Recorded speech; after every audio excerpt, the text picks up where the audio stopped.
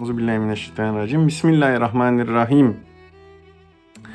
Donc ce soir, on va lire le Risaleh sur les vertus de la foi et de la prière. Donc le premier chapitre, c'est une parole écrite par Ustad Bediüzzaman. Et cette parole, c'est la 23e parole qui comprend 2 chapitres.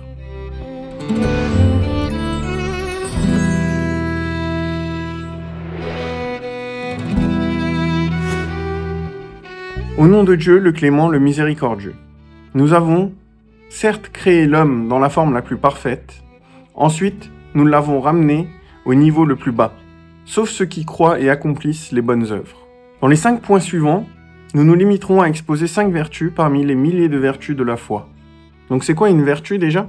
C'est un bienfait qu'on n'arrive pas à expliquer en fait. C'est un don en quelque sorte. Mais vu que là c'est pas une personne, on parle de vertu. La vertu de la foi. Premier point. Avec la lumière de la foi, l'homme atteint les plus hauts sommets et acquiert une valeur qui le rend digne du paradis. D'autre part, les ténèbres de l'incroyance le plongent dans les abîmes les plus basses, lui faisant ainsi mériter l'enfer. Donc là, Ustad il nous parle de 2 penchants de la foi. Il dit que il peut le rendre digne du paradis, mais d'autre part, il peut le plonger dans les abîmes les plus basses de l'enfer. La foi est un lien entre l'homme et son créateur majestueux. C'est, en vertu de l'art divin et des inscriptions des noms seigneuraux qui se manifestent en l'homme à la lumière de la foi, que naît sa valeur. Donc, il parle de la valeur de l'homme. Elle ressort quand il arrive à faire sortir, à faire manifester les noms du Seigneur depuis sa propre création. L'incroyance rompt ce lien, dissimulant ainsi l'art seigneurial et réduisant la valeur de l'homme à celle d'une simple entité physique.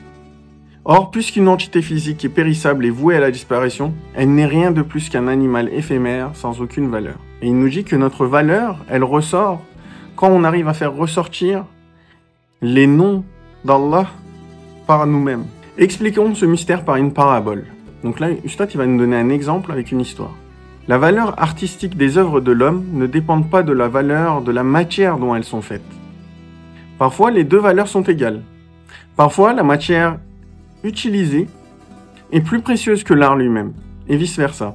Ça veut dire quoi ça, en fait ? Quand on fait, par exemple, une œuvre d'art, on peut utiliser de l'or qui va donner beaucoup de valeur à l'œuvre d'art.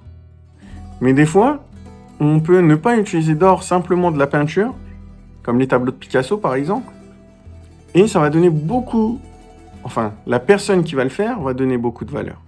Ustad, il nous dit que si on fait une petite statue, on la fait en fer, que moi je la fais, tu vois, je fais un petit bonhomme en fer,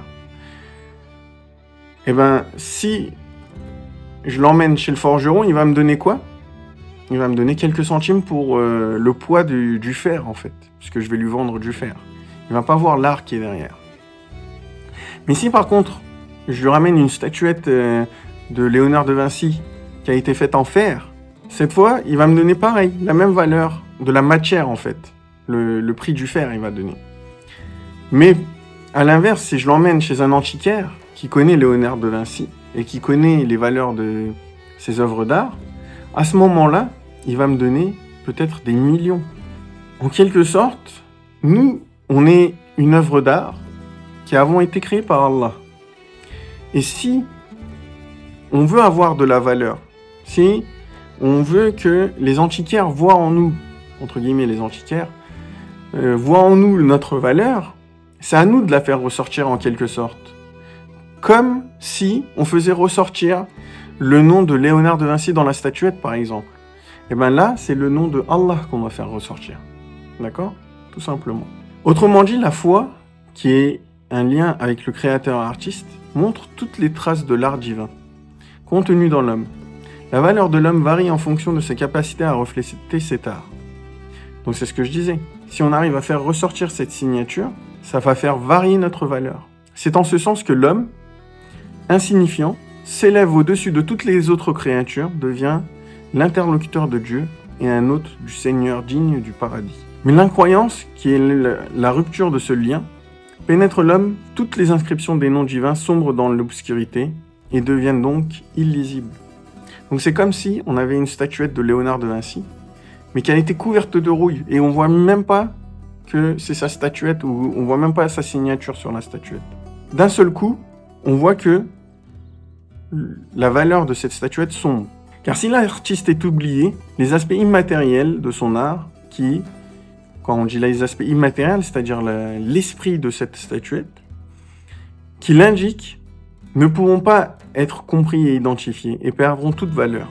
Les exemples les plus éloquents de cet art sublime et de ces inscriptions exaltées seront alors cachés.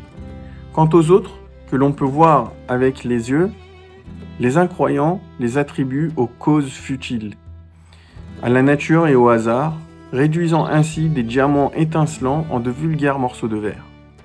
Ils n'ont alors pas plus d'importance que n'importe quelle autre entité matérielle.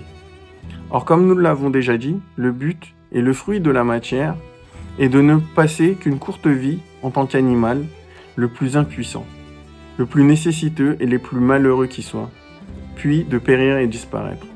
C'est ainsi que l'incroyance gâche notre essence humaine en la changeant du diamant en charbon. Donc là, Ustad, il a voulu souligner le fait que le fait de croire en Allah, ça nous apporte de la valeur auprès de lui.